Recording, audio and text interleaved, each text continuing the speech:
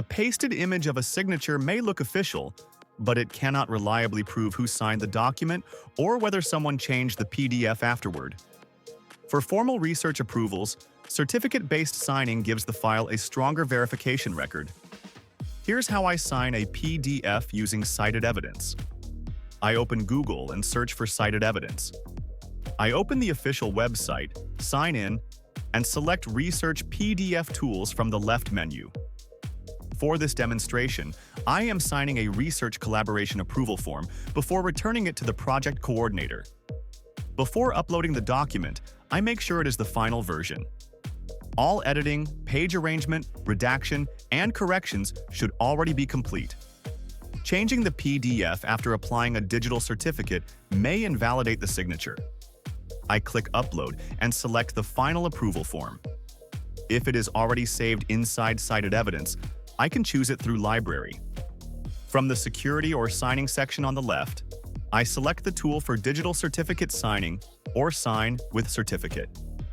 The PDF appears in the central reader. I move to the page containing the signature line. The controls on the right ask me to provide a digital certificate. Certificate files are commonly stored in formats such as PFX or P12. These files contain the digital certificate and the private signing key. I click the certificate upload area and select the correct file from my computer. Next, I enter the certificate password. This password unlocks the private key so CitedEvidence can create the signature. It is different from a password used to open or protect a PDF. The system reads the identity information stored inside the certificate. This may include the signer's name, organization, email address, certificate issuer, serial number, and expiration date. I review these details carefully. I confirm that the certificate belongs to the correct signer and has not expired. A certificate with the wrong name or an expired validity period should not be used for formal approval. Next, I enter any optional signature details shown by the tool. For reason, I write, Approved for research collaboration. If a contact field is available, I can add the appropriate research office email address. These details become part of the signature information.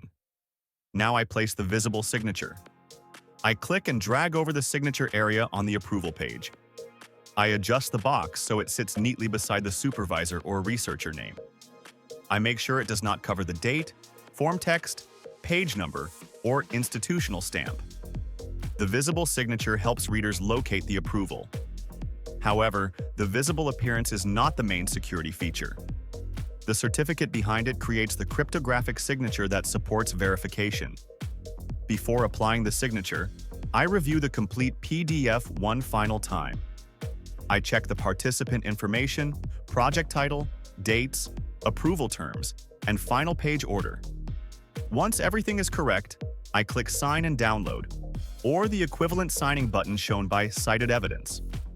The platform applies the certificate and creates the signed PDF.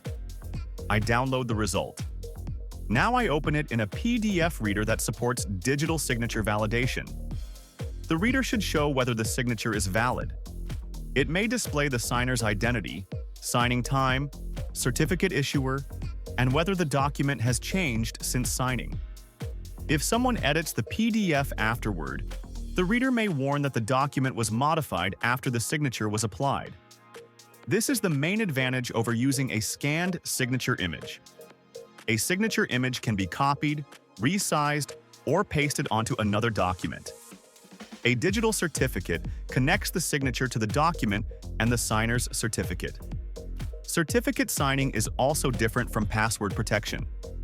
A password controls who can open the document and what actions may be allowed. A digital signature helps confirm authenticity and document integrity. I store the certificate file and its password securely. Anyone with access to both may be able to sign documents using that identity. I do not email the certificate file or share its password casually. The complete workflow is now finished.